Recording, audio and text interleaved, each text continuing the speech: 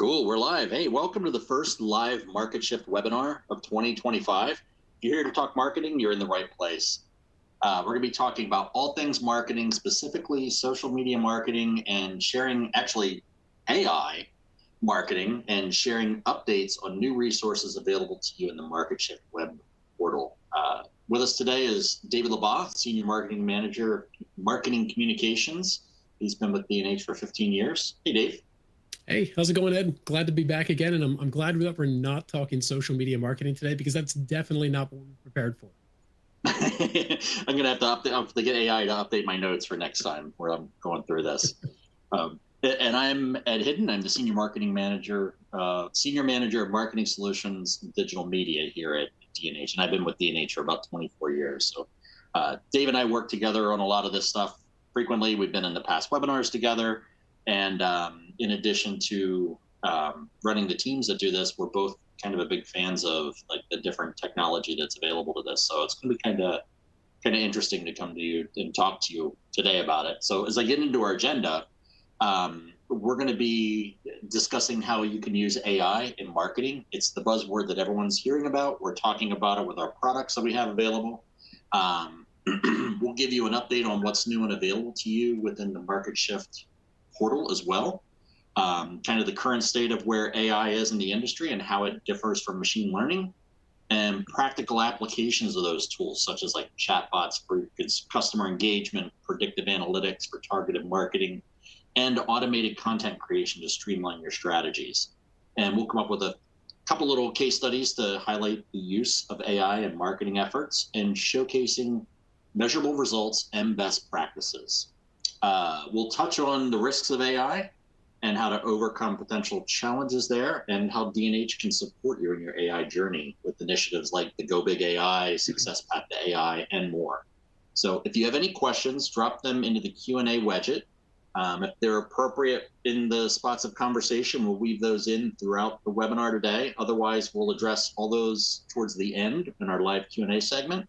And if you're watching this on demand later, you can email your questions to marketshift@dnh.com, and we'll get back to you on those. So getting into this, let's start off right at the top with Market Shift. So Dave, what's new at Market Shift?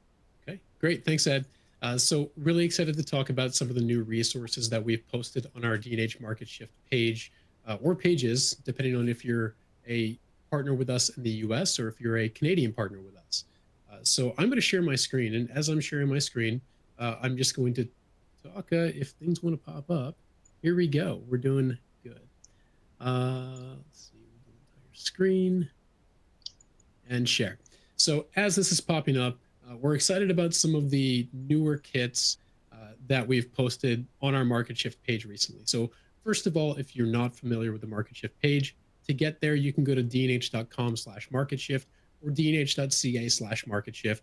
Or if you're already logged into the D&H website, go up to the navigation, find the Develop Your Business tab, and then below the Tech Drive Creative Studios logo, you'll find Market Shift. Click that, it'll take you to this Market Shift landing page.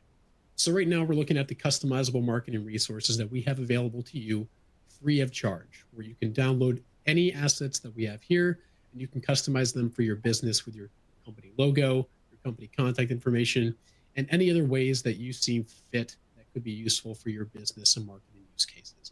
We just ask that you keep all of the creative intact, and that you don't significantly modify any of the visuals, because these are really built to be used as is with simple modifications. So a couple of new templates and campaign kits that we have. We have one that we've just posted on understanding gaming peripherals. This is really great if you're serving the esports and the gaming space today, mainly the PC gaming space. So if you are implementing esports solutions, or if you are creating gaming solutions for PCs, we have a template around what peripherals work best for which solutions. Next, I'm going to quickly mention that we do have a campaign kit that we just recently launched for the 2025 K-12 buying season. There are templates in there specific to different services, opportunities, and technologies that are unique to the K-12 market. So if you're a U.S. partner and you are serving the K-12 space, take a look at that one, and that could help you with your marketing. Of Of course, we have a number of AI toolkits that we've made available to you over the past couple of months that I want to remind you about. So if you are looking at driving AI driven solutions in your marketing, and if you're looking to implement solutions that are driven by Microsoft Copilot or AI messaging in general, these two kits will have a lot of content that you need to help demystify AI for your clients. And then finally, one that we just launched specific to Kensington. Kensington is a new partner with us in the market shift space. And Kensington partnered with Intel to develop a campaign kit around Thunderbolt 5 USB-C docks. And I want to use this one as an example to show you what's part of our campaign kits if you're not familiar with it. So if you click into the campaign toolkit, you'll see that it lists what the kit includes. So this one has a conversation guide, a flyer, an email, and a social media campaign. If you are logged into the D&H website, click download. It's downloaded as a zip file. And what comes with that is a number of resources. So you'll see there is a start here guide that talks you through how to use what's within the campaign kit.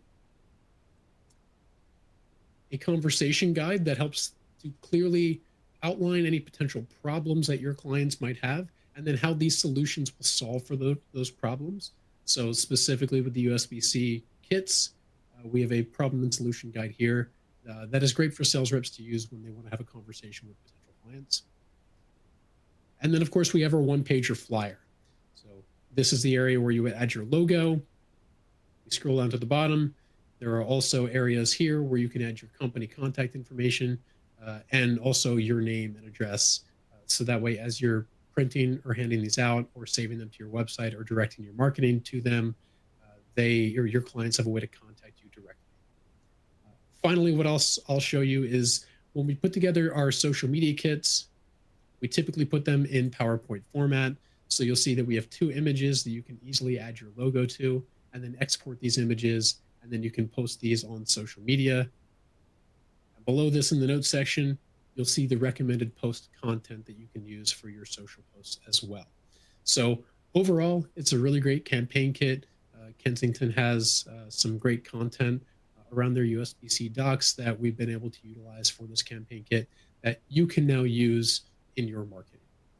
So again, really excited about what we've been putting together in the market shift kits and how our partners have been consistently using them and having some success.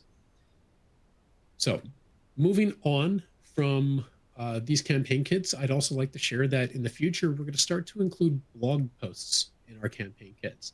We're going to build these out around some of the larger opportunities that we have going on today, specifically with device refresh and AI. So you'll start to see those incorporated in the campaign kit downloads coming soon. And then also, I'll take a moment to remind you that you're attending the webinar today. So if you're attending today, that means you might like some of our previous webinars if you have not attended those. So in the past, we've covered a number of things. Last quarter, I believe in December, we covered social media marketing, where we had Kyle Trovinger, our social media manager, on to talk through how you can utilize social media to market your company and kind of breaking it down into bite-sized tips and tricks that are actionable for you today with social media marketing. We also talked about scrappy marketing, making the most of your marketing, regardless of the tools or budgets that you have. And then finally, we have a webinar that's all on knowing your audience and why it's important to know your audience before you develop any marketing materials or before you go to market with any solutions. So if you're interested, all of these are available on the Market Shift website under the Learning and Training tab. So again, dnh.com/marketshift, dnh.ca/marketshift. And again, before we get into our main topic today on AI, if you do have a suggestion for a future topic for a webinar that you want to hear us cover, we'd be happy to do that. So you can send those suggestions either in the Q&A widget today, or you can reach out to marketshift@dnh.com. We'd be happy to entertain whatever topic you want to hear us kind of dig into and help you out with in the future. So without further ado, and I think it's time that we jump into our AI and marketing topic. And I think I'm going to first pose this question to start the conversation. And I'm not going to pose it to you, Ed. We're going to be talking enough today. I'm going to pose it to our audience members. So for all of our attendees today, go to the Q&A widget. We're going to use this as kind of a chat widget today. And I'm curious, what is your experience using AI tools in marketing today? So are you using AI tools for marketing? And how do you feel about using those AI tools in marketing? So again, just drop that in the Q&A widget and let us know what you're doing today. And then as you're doing that, we're just going to throw this disclaimer out front.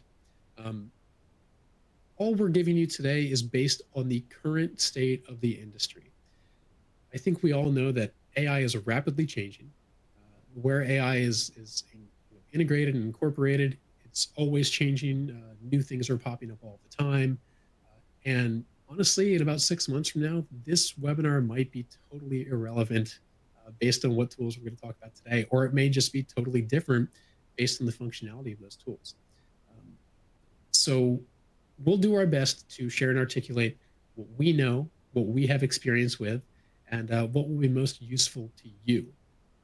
But Ed, I'll just go ahead and start by saying that I think this discussion is probably a little bit intimidating to both of us with how quickly AI has been evolving, right? Yeah, and of course, there's so many different things that you need to consider when you're going to use an AI tool. One that I love to refer to is in our Success Path to AI series. We had the one episode with one of our security experts who went into like the safe use of AI and a lot of those things. So, that's kind of led to a little bit of my apprehension to do too much business related as part of those systems. So, a lot of my experience with a lot of the AI tools has been like more on a personal level as I'm starting to understand the sorts of sensitivities that you can have with those sorts of things. I know you've been using it a little bit more on your side with some of the stuff that you guys have. Yep. Yeah, of course. And we're going to get into all of those examples in just a couple of minutes. But I think before we get into the specific examples, let's start out by defining AI and in terms of what kind of AI we're going to be talking about today, because there is a difference between different types, right?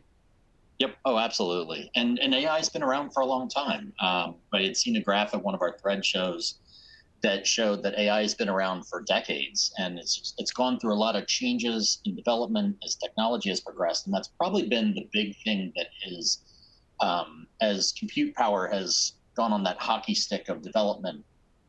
That's what's allowed AI to grow and start to look more natural, and that's probably the big difference between the two of them. Is AI and machine learning. AI is more of a broader concept that allows a computer to mimic human intelligence and complex tasks, where machine learning is more of like a subset that focuses on algorithms and data to allow computers and programs to learn and improve through their programming. The two examples that I love is like if you think of like website analyzing purchase and intent data to suggest an add-on at a shopping cart. That's more of where machine learning comes in. AI tends to look more of like, I'm trying to do, and today is more of a generative AI, is more what more people are talking about and what we're going to be talking about today. Even simple things like spell check, which is an early form of AI, it's evolved as power has increased. Initially, when it came out, it was a command that you had to run on a document when you were done with it. And then it grew to being able to underline in real time if you're making mistakes. Now our phones give us real-time suggestion based on the first couple letters or previous words of what it expects a good sentence to look like. And it's incredible that went from having a big desktop to be able to just do spell check sort of stuff. And now our phones are doing it on the fly with those sorts of things. So those are the big differences between the two. And one thing that I think I want to touch on too, and Chris mentioned this in our Success Path to AI series, this AI isn't about taking jobs or replacing people. It's about making people more productive is really where we're looking at it. Yeah, great. And I love how you referred back to the spell checking stuff. And one of the other great examples that Chris used in the Success Path to AI series, and by the way, we have a link in the resources section to the Success Path series if you're interested in watching it. One of the examples he used, and this might date some of the people on this call, but it was Clippy in Microsoft Word. And the paperclip that would pop up and give you suggestions. That was an early kind of AI. I mean, if you think about it, that was, I guess, Copilot back then before it was Copilot. Instead, it was a paperclip. So Yeah. pretty cool how it's evolved since then.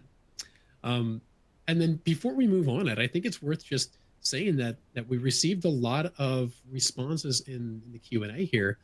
A lot of partners today are Oh my using goodness. AI to generate scripts, videos, social media posts, images. So we have a lot of people who have some experience, and some people who have also noted on a couple of topics that we're going to touch on in just a little bit, including security and ethics and the integration of AI into business. But yeah, overall, it's really great to see how everyone's using some kind of AI today, whether it's in marketing or not. So we're going to talk through that. And then, Rodney, I did see your question about whether or not Market Shift is replacing Tech Drive Creative Studios. No, Market Shift is an offering underneath Tech Drive Creative Studios. Tech Drive Creative Studios is just our overarching umbrella of our creative services that we offer as a company at D&H. Um, so great. Thank you all for the comments and for the Q&A here. Keep throwing your comments and questions in here today, and we'll address them as we go. So, Yeah. Ed, I think we want to get into some of the tools now, right? Like what are people using today? What are we using today, and how our partners can start to use them? Yeah, and from all the comments that we were just talking about that we're seeing there is like I think a lot of people when you start talking about generative AI, they tend to think about Chat GPT, Windows Copilot, write me a business letter, write me a social post about such and such. What would you say are some of the ways that marketers are using that and how does it benefit their business?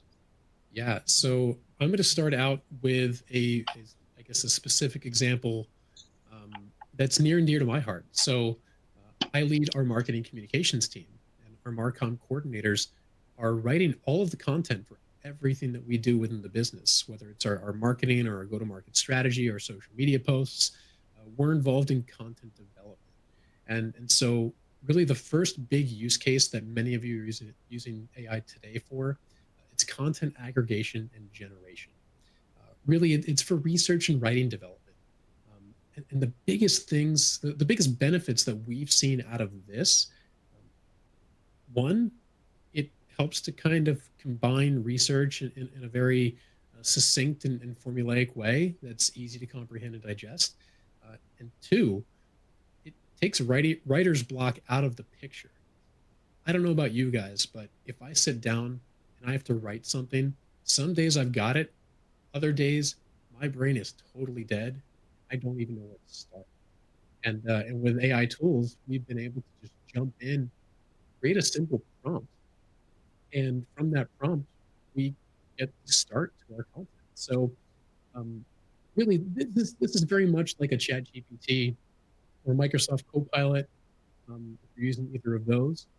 But one of the specific tools that our team uses, and this is a paid tool, so it's not something that everybody would have access to.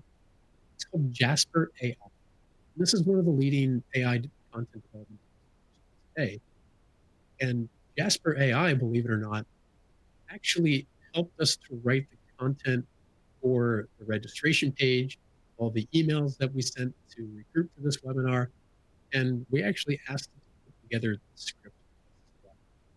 And if you want to see the content that Jasper generated, just direct from that tool based on very simple prompts, we have that file in a PDF format underneath the resource right now that you can check out. So you can see like how quickly AI was able to just jump in there and put together some logical content as a start.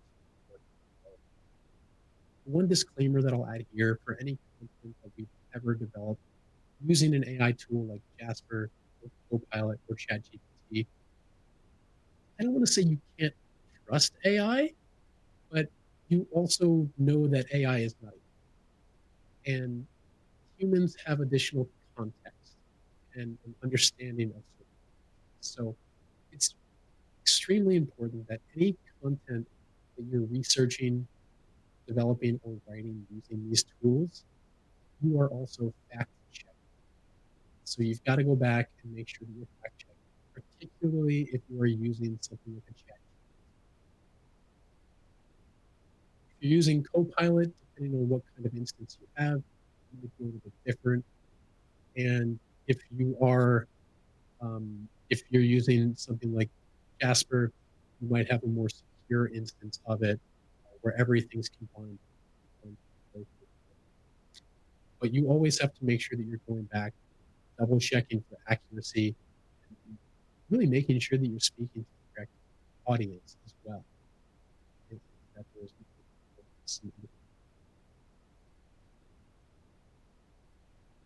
I think from this, the other tool that I mentioned as well, Hey, there's a hey, Dave, can I interrupt you real quick?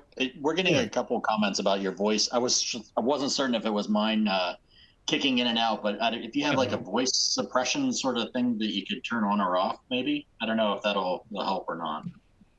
Is this any better? It does sound a little bit better, yeah. Okay. Well, we'll give this a shot then. So, Cool. sorry Thanks. about that, guys. The last thing I'll mention with the content aggregation and generation and tools for research and writing, subjectline.com.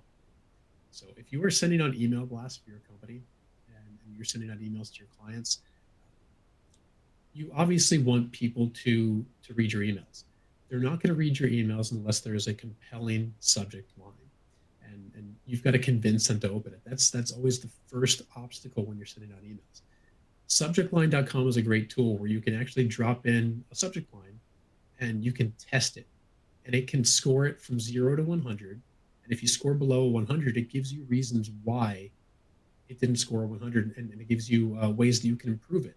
And there's AI built into that tool that could be really beneficial to you and really beneficial to making sure that your clients are opening the emails that you send.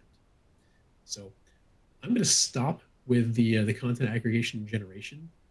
And I think it's time that we move on to something that's near and dear to your heart, being in the artistic world here, image generation. Yeah, yeah. Image generate. It's funny. It's like when you start looking at generative AI for things, I feel like the written word is a lot further ahead than the image generation world. But you know, it's catching up. It's catching up very quickly. There are image generators that you can give a prompt and they'll go ahead and create, you know, either a photo or a digital painting or drawing in a style of artwork that you're looking for. So in comparison to the written world, oh, sorry, I got my notes here.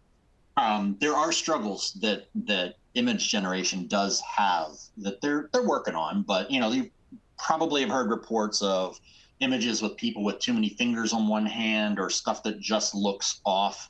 So there's complex situations and scenarios that software developers are working to iron out. There's tools like Midjourney, Dolly, and even Jasper that you mentioned has a Jasper art component to it.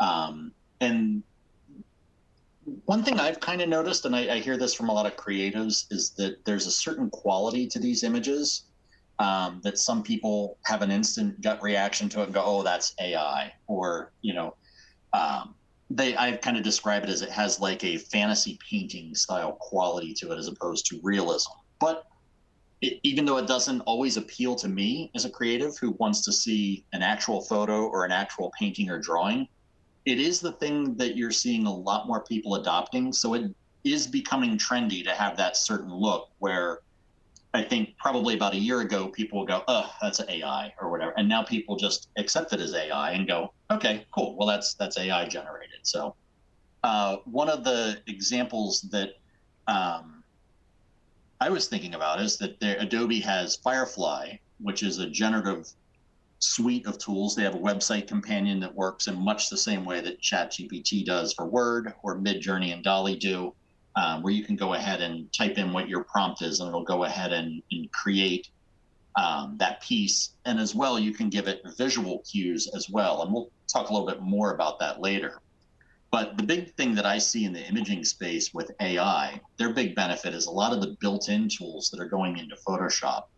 And actually across the full suite of Adobe products is in the in the old days when you would have to retouch a photo, you would have to go through all of these complex steps to generate a mask to select a person or their face to do skin smoothing or to select the subject to remove it from the background. All of those sorts of tools are now built into a really robust back-end AI feature that you can say, select the subject, select person A's face, select person B's face. And that gets you into some really quick selections to be able to retouch something and get it to look exactly like you want it to look. And in fact, those features have gotten so robust that they're no longer just part of Photoshop. They've actually moved their way down to Lightroom, which typically dealt with global changes on a photo to say, I want the curves and contrast or just your general overall processing. You can do localized correction now by going into and saying, select this main person. I want their face skin and their body skin, and then apply skin smoothing to it. So those sorts of tools are making their way down through all of the image applications that are getting making creatives a lot more productive and able to, if you're doing a banner ad for a webinar, and you have people that you were given from, photos from an event, you can easily go into those and say, I want to select those people and cut them out of it. And that's the big benefit I see at this moment with AI imaging tools. And probably the next part that we want to get into is more about like general business productivity and business intelligence. Now, that's an area that I haven't used as much of. I recently was brought into a test for Copilot for D&H, and I've been very impressed with what I've seen so far. But I think you've been in that a little bit longer than me on that. What's your, what are those sorts of things, and how's it going to benefit the marketers? Yeah, and I'm actually going to start by creating a bridge from what you were talking about with image generation to something else that's very visual and design oriented. One of the biggest areas that has been helpful for a lot of people in our company has been utilizing Copilot within Microsoft PowerPoint, where you can upload content or you can take content and ask Copilot to create a PowerPoint for you. Even using the tools within PowerPoint that look at your slide design and they look at everything that you're laying out. So if you're not a great designer and you have like general imagery and you have the general content and you have it formatted in like a not so great way, maybe you don't trust your design skills, you can use the design tools to actually visually lay it out and really create a template for your entire PowerPoint presentation. From a productivity perspective, it's going to save you hours of time. From a design and branding perspective, it's going to make sure that your presentation is cohesive and on brand. For the most part, you might have to tweak it a little bit because, again, AI tools are not perfect right now. But it does a great job, Copilot within Microsoft PowerPoint, to help you with that design. From the other productivity apps perspectives, Excel has been fun too. If you go back to, again, we're going to reference the Success Path to AI series with Chris Phillips and Trevor Schubert and Mitch Flickinger, our technical experts internally at D&H who developed these episodes for us as part of that series. Chris does a great demo of how Copilot can be utilized in Excel with data. So if you have a big spreadsheet of data, maybe it's sales information or maybe it's specific information on your customers or clients. You can ask Copilot to find different trends in that data or to pull out insights from that data that you may not otherwise be able to pull out yourself just with the naked eye, just you being one person. Looking at the large language model and looking at like how it's able to dig into it quickly, it's giving you the opportunity to find new opportunity with Copilot with Excel. Of course, Microsoft Word. Yeah, go ahead, Ed. No, I was just going to say I had played with that feature a little bit, and I was sharing it with my wife, who she is not the Excel expert. I have enough to get my hands dirty and can do some basic stuff with it, and it's far from my special tool, but I can do a lot of detail with it. And I know her big struggle with it has always been, it's like, I don't understand formulas, I don't know how to build this, and I was telling her, oh, you could take a series of transactional data and say, what's my average spend on utilities or whatever, and it builds the formulas that it needs to. And it's like, when I shared it with her, she goes, oh, I need that. She goes, let's get that. Yeah, and from a marketer's perspective too, looking at data, if you have website data and you want to drill into, you know, maybe you have information on where your website views are coming from, like referral data. You can throw that into a spreadsheet. You can ask Copilot to run a report, and Copilot can put together some insights based on where you're getting the most traffic from, and you may be able to determine potential changes that you want to make to your website based on how it's able to process that data for you. Um, Microsoft Word, I think this one's a pretty straightforward one. Ed, you made the reference earlier about using Copilot or ChatGPT to say, write my resume. And Copilot can definitely help out with some of that. What Copilot's been good for as a marketer for me, along with Jasper, the other tool that I talked about, um, it's been really good at helping to modify a piece of content so it fits within another area. So if I have a 5 paragraphs of information, but I need to make a social post about those 5 paragraphs of information, Copilot, can you summarize this in 3 sentences or less? Simple. Same thing with our other tools. I looked at, and I'll actually share my screen for this, just so everybody can see how this worked. So we referred to this at the beginning with looking at the webinar content that we created. So we use this tool, Jasper AI, and you should be seeing this on your screen momentarily. And all I did was, my prompt was, write me a webinar discussion outline of how to use AI tools in marketing. Jasper came up with this entire agenda. And I said, great, cool. Develop a registration page for the webinar based on the description above. And so based on the description it gave me, it developed a very high level registration page. And I said, cool, create a promotional email for the website. And then again, it just keeps on cascading and reutilizing that content that it had originally developed.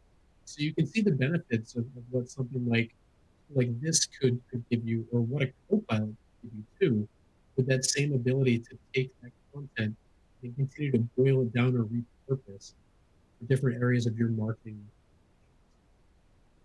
And yeah, got it all the way down to the social media posts, and it gave me Twitter posts, LinkedIn posts, Facebook posts, and that was really it. And a follow-up email, and it was just all cascading and all building on top of each other the entire time. So really kind of cool how those content tools, like a Copilot, could potentially help you getting past the writer's block and then continuing to use that content, just repurpose it.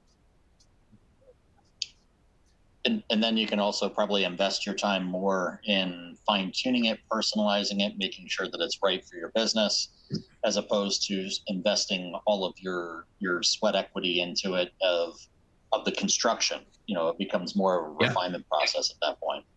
Yeah. And I think it's probably worth mentioning this. So before we used that tool to create the webinar outline and all that other content, Ed and I and our webinar producer and coordinator, we sat on a call for 45 minutes out of the 60 minutes that we were on this call. We were trying to do this all manually. And then one of us had the amazing idea, hey, we're doing a webinar on AI. Why don't we use AI to tell us how to do the webinar? 5 minutes later, we had all the content. So we could have saved ourselves 45 minutes of that discussion where we could have fine-tuned everything during that time versus just trying to struggle bus our way through the content development for that. So that was kind of a funny exercise that we went through and realized after we'd gone really far into the process. So, oh, and one of my favorite things, if you're not using Copilot today, and this has been really good for me as a marketer as well, Copilot in Teams.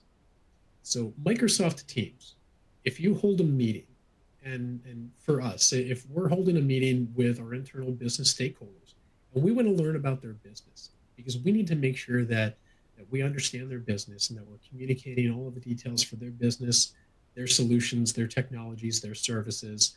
And as a marketer in a big company like this, we have to understand all of this.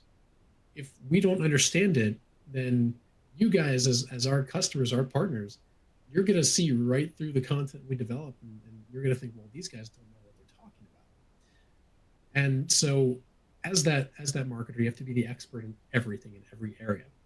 And there are always things that we will miss.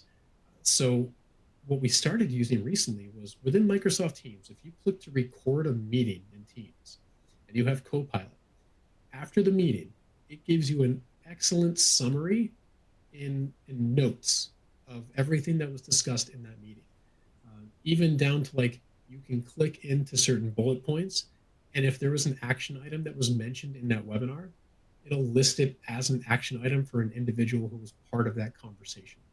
Really cool stuff. So we've been using that a lot to make sure that we're not missing any details.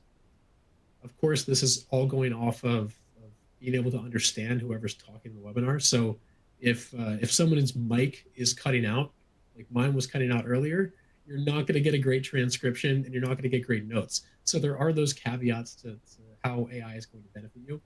But for the most part, we've found a lot of success in that. And then again, if you have those notes and you export them to a Word document, you can say, Copilot, summarize the action items from this meeting. Or Copilot, write me, what were the top 5 topics from this meeting? And it'll boil down that content to make it easier for you to digest and understand.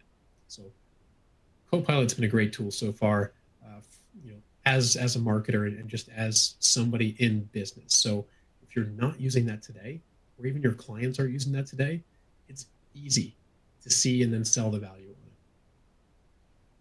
Yeah, and I've found myself, since learning that that's a capability, I've found myself more while I'm in those calls, calling out those action items a little bit more clearly and succinctly. And like maybe we put a break in it and say, okay, so the action items, you're going to get this to me, so and so is going to do this. Just recapping them verbally.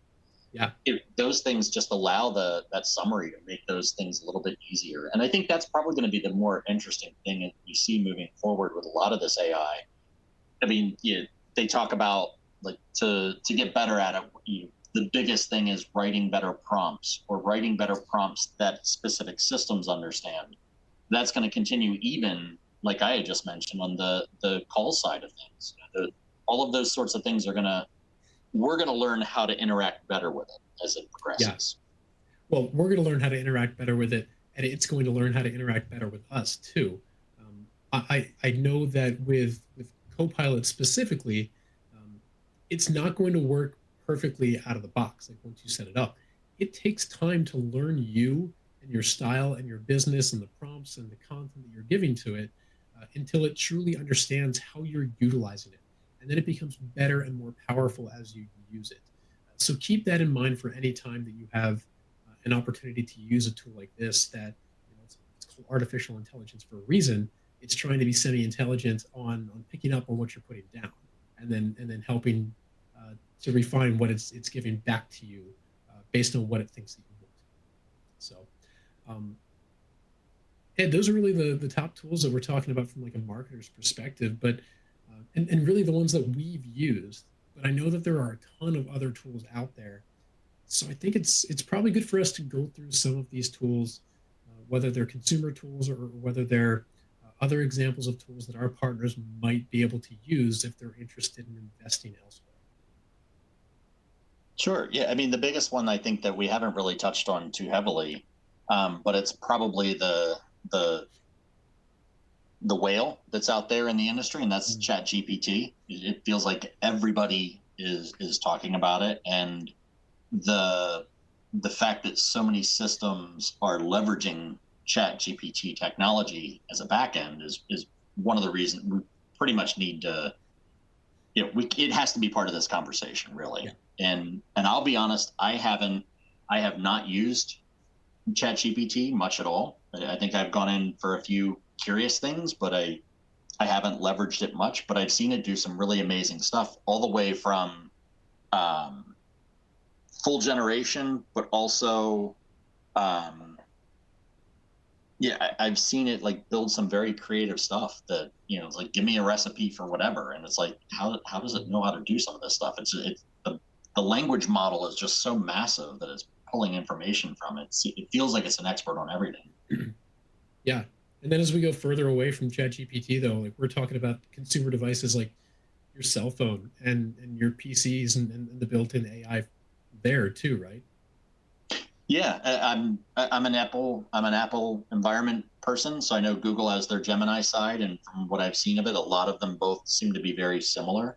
I know Apple just released their new their new acronym of Apple Intelligence instead of artificial intelligence, as they're trying to brand it. The biggest notable things that I've found in that is that Siri starts to sound more like an actual person as opposed to a robot voice. And one of the things that I've really loved with some of the new AI content is that if you're using CarPlay or AirPods and you're in that hands-free mode, it will read the descriptions of messages that come in from whatever application you have. Mm. But where it gets really cool is with the Apple Intelligence feature is they're now describing a photo attachment. So like I got one from my dad at one point. It's like, you got a message from your dad, and it's and it included a photo of a motorcycle sitting in a driveway. So you can actually respond to things that are full visual cues that are pretty slick that it's going there. And then of course there's Amazon Alexa. There's all the home automation type of stuff that you can do. You can ordering direct from Amazon from a voice prompt, or I'm avoiding saying her name too much because she's going to probably pick up and start trying to to enact on that at the moment. But yeah, there's lots of great features with that. Yeah. And I think beyond that too, like those are really the consumer examples that are out there that many people are familiar with, and that we all have access to one way or the other. Some other business tools I know that we've kind of used internally or that we've talked about or seen in action. Grammarly, if you're not a great writer, or like you don't like the editing that is built into um, Microsoft Word, or if you're using um, if you're typing within other platforms, so say you're filling out a form and you've got to write content within that form for something specific, Grammarly is something that plugs into your web browser and also plugs into something like a Microsoft Word, and it can help you from a spelling, grammar, and overall content perspective. And we've used that and had some success with that in the past. Um, Also, I think it's worth noting here too that a lot of AI is now being built into existing tools that you use. So, Kyle Trovinger, our social media manager, who was part of the presentation last month, one of the big things that he's an advocate for is using the built-in social media AI tools within each platform. And these are tools that will help you craft or refine a post. And they're just there available for you to use. And then beyond stuff in platforms that are free like that, of course, there are also AI capabilities built into different chatbots that you'll see on other websites, AI tools built into something like a WordPress that can help you with SEO optimization, um, video editors. Ed, I know this is something that we talked about, but there are video editors now that if you have a speaker that is saying a lot of filler words like or like or they have a some kind of filler word tick like that, now AI I believe is able to kind of catch that and almost pull that out so it's a cleaner audio track, correct? There's a number of services that are doing those sorts of AI type of editing. That it goes back to more like what I was talking about with Photoshop. It's taking processes that have been, these mundane, repetitive tasks that are fairly simple to do, but complex over a bigger work like that. And Yeah. doing things like that, I've seen YouTube creators talking about, hey, this is cool because you can um, you can get to your final edits much quicker, and then you can focus on your transitions of those. And as we're talking about video editors, the other piece I've seen with there is such a thing as generative video, where you can say I need a video of an ocean wave and a surfer or whatever, and it'll create those. But much like image creation, it's still a little bit behind the curve on that. It's not quite there for those. The biggest one Yeah. I've seen that's really cool is Adobe has a beta of a feature that's going to be released pretty soon, where They call it generative extend. So if you have a clip of a video, the example they used is a parked car in a desert and someone's sneaking around the side of it. And the editor's like, oh, I wish I had 4 more seconds of this clip to extend before it closed it. So it takes where the person stopped and would generate the extra frames to finish whatever that prompt is. So that's where I think we'll see generative video hitting a lot sooner, as opposed to full-on generative video type stuff. But it's out there and it's coming. And pretty much any time that you can think of something that's going to be done, there's probably a programmer that's currently working and developing. I saw one where my first job out of art school was doing illustration, and I did a lot of 2D art with Adobe Illustrator. And if you have a character that you've drawn, for an example, and it is great, and they go, cool, but I need it from the side, you'd have to redraw that whole character to be able to do it. But some of the AI features I've seen that are getting developed is taking what that looks like, and you can grab it like it's a 3D model, spin it, or have it do different things, and it will redraw the vectors based on the character that you've already created. So we're heading into some amazing times for some of these tool sets that are going to be available. Like if you have a logo character and you're like, oh, I wish I had this character, but I wish he was running. Well, in the past, you might have to engage an artist to be able to invest a lot of time. Now, an artist might be able to leverage some of these tools, get these really quickly, and then iterate and refine and clean those up. So that's fun. It's a neat, really neat. Yeah, that's really cool. I think the last thing before we get into the next part of the topic here, I think it's important to note this, and this has been one of my struggles at times, and I'm sure one of the struggles of many people internally who have access to AI tools. You just have to remember that they're there and just use them. Most of us are so caught up in the day-to-day and the processes that we already have in place, and just putting our heads down and writing or developing a social post or creating a PowerPoint template, or doing research just via Google.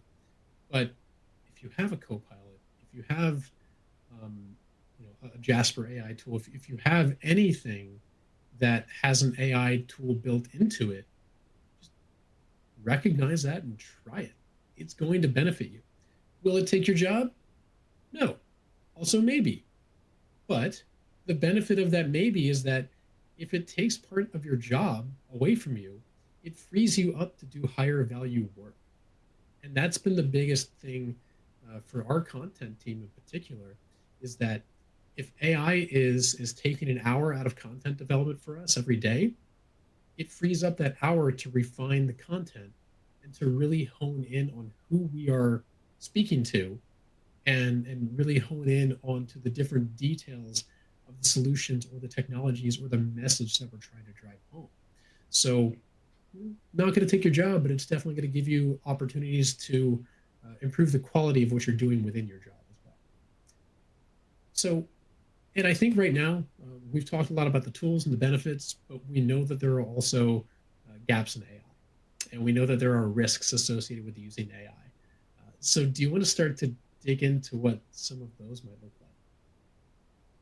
Sure. So the biggest one that comes to mind, and I don't think we have it on our outline here, is monitoring what you put into it. So if you're using a public platform, you'll definitely want to be careful about putting in too much of your personal business information that might get exposed to other businesses. So that's more of a security on the usage side of things.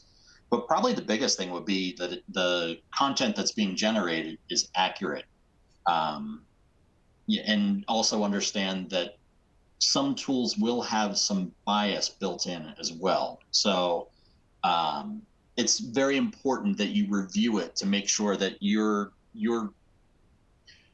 generative content that you're getting is accurate for what you really want to say, and that it's saying it in the tone that you want to say. And I know some tools will have things, and this probably goes into a much bigger thing with prompt setup, where you would want to be able to refine those prompts to get more of a maybe you do want it biased, but you want it biased in a certain way. That goes more into how you're writing those prompts and stuff. So yeah. And probably the big one is, does the content sound human? I know from an image side, I've mentioned a number of times about it. It's struggling to look like a camera would see things, or an artist would see them. I think text is probably a bit further along, but again, it's that you want to make sure that it sounds like it actually came from one of your business people. Yeah, I mean, we have AI today that's written so it can pick out AI written content. Like I know that HR softwares are doing that today. They have AI that lets you know if the content might be from AI. I've seen tons of reports of teachers utilizing some tools to be able to see if research papers were written in AI. So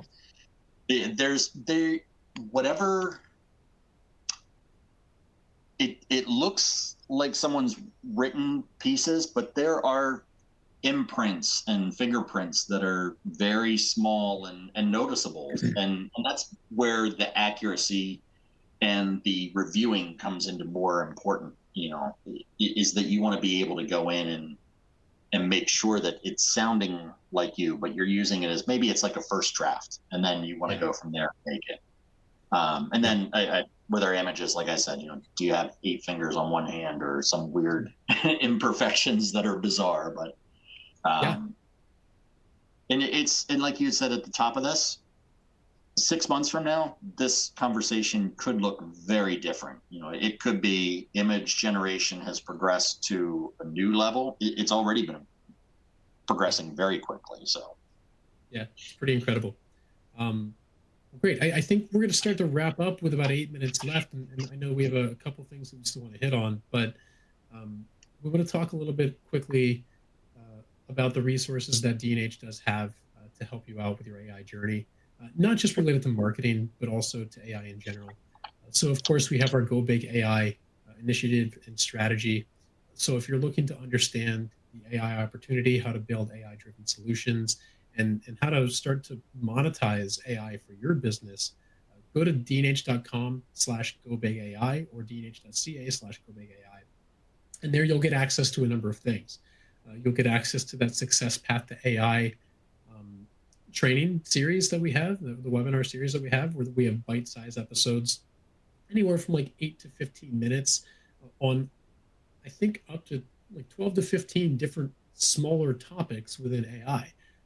And this is all presented by our technical experts internally. So a really great series if you're looking to understand more about the current state of AI today, and particularly how to operationalize AI in your business and for your sales benefits.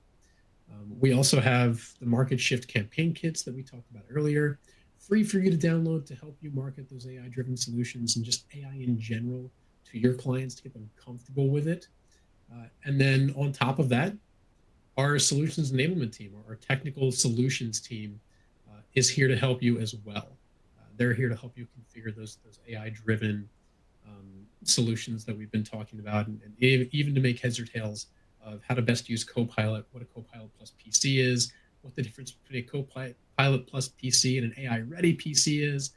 There's a lot of stuff, a lot of questions that they're ready to answer for you, and to help put together those AI-driven solutions, quotes, or bills of material. But Ed, to wrap up, I think this will be a fun one. What are you using AI for in your daily life? And it doesn't have to be marketing related. It doesn't have to be work related. But what's a fun thing that you're using AI for day to day? And Ed, I think you might be muted. Yep, I am. I've been muting to make sure that I don't interrupt your mic. And of course, I hit my classic rookie Zoom call mistake. I was starting to say that, it's like, it feels like this is kind of like an Easter egg for people who are watching your and I's conversations, because it always comes back to cycling, it seems. I have my cycle set up here in the corner of my screen. One of the things that I do for our local mountain biking organization is I do a lot of their marketing materials for them. And I used that Adobe Firefly that we were talking about earlier to generate. I was trying to make a header graphic for an event, and I had this picture in my head, and I sketched it, and it just wasn't. I couldn't get everything the way that I wanted it to, and it was frustrating me, and I never got through it completely. Um, and then I started using this tool. I'm going to go ahead and share my screen quickly. This was, I call this the napkin sketch. This is like the rough, very, very rough idea of what I had. And I gave it a prompt and I said, I wanted a photo of a mountain biker with lush green mountains in the background on a winding path down a mountain. That was kind of like the text prompt that I gave it. And then additionally, I loaded this little sketch into the application as well and said, I want this to be the composition of it. So then when it got done generating, it came out with this, which is very, very close to what I was kind of seeing in my head, but was just unable to put my, the pen to pad and get this where I really wanted it. And now where I want to take this even further is to utilize this as a reference for building my own digital rendering of this. So again, in the same way that we talked about it being a way to generate for like the emails and everything for this webinar, this was kind of like a really great first step into getting this where we needed it. And we can use this for certain things in the group, but it's like I have visions of where I want it to go further. So that's probably been one of the more fun examples of utilizing AI that I've done. I know you've had some other athletic and cycling stuff as well that you were talking to me about. That's pretty cool. Yeah. So one of the platforms that I use for training to do like long distance endurance racing, it's a training platform that is built on AI, and it's essentially an AI coach in some way. So if my workout is uploaded, it's called Athletica AI. If my workout is uploaded to this platform, and I put in, I tell it how hard I was going, I say how I felt, and then I give a summary about how I felt during the session here. It will then give me session feedback and tell me exactly, did I go too hard? Did I go too slow? Do I need to take note of my recovery in the future? And then all based on this feedback that I'm putting in here and based on the summary it gives me, it will then adjust my training for the next day based on how I performed in the previous day's workouts. So just really kind of cool how it does that and how AI can be utilized to fine tune things for you in your everyday life. So, but hey, we're at the end of the hour. It's 2:58, so the last 2 minutes we're going to use to wrap this up. First of all, I want to thank everybody. Ed, did you have something? Yeah, I was just gonna say we got some really cool comments in the chat that other people's personal use of it that I wanted to touch on real quick. Yeah, let's do it. One person had said they used to ask Google for questions. Now it has AI tools that they cite as well. Another person had said that they're using AI for recipe ideas when they're low on groceries. They'll go and find a couple ingredients that they have left over and then tell AI what they have and say, generate a recipe using these ingredients, which I think is a brilliant idea. It's cool. Or even like saying quick cook or a challenging one or something like that. And another person had said that they're using AI to compare different models of laptops for a best replacement model. So if they have to prepare a quote, it just makes it easier for them to go and say, oh, people are having this one. What's the newest one to use? And also really understanding cool. Microsoft licensing model better too. So yeah, that's great. Yeah, thank you everybody today for your feedback and participation. Really great to have you guys engaged in this and sharing what you're using it for and how you're using it today for marketing too. So again, thank you for attending. Really excited to have you guys as part of this discussion today and in all of our previous webinars as well. This is going to be on demand in 24 hours or less. So you'll get a notification when this is when the webinar is on demand with the link to access it. It'll be the same link that you used today. You're already registered for it. You can just jump into it, rewatch it, download the resources, and access anything else we have going on here. We also will have an upcoming webinar, likely in the June timeframe for our next Market Shift webinar. So again, if you have any ideas of what you want to hear us talk through, any other marketing topics specifically that would be important to your business, let us know. send an email to marketshift@dnh.com or drop it in the chat before you leave here. We'd love to hear what's important to you when it comes to the market. Of course, if you have any questions following this webinar that we won't answer today, if something just pops up while you're working, reach out to marketshift@dnh.com. We'll be happy to work through any inquiries that you send over to us or any questions that you send over to us. If we don't know the answer, we'll find somebody to get you. And then finally, as a reminder, all of our campaign kits and marketing resources are available to you free of charge at dnh.com/marketshift for our US partners and dnh.com or dnh.ca/marketshift for our Canadian partners. So again, thank you for your time today. Ed, once again, it was great to have you on board for another discussion of marketing. And we will see everybody in a couple months. Yes, take care, everyone. Thank you.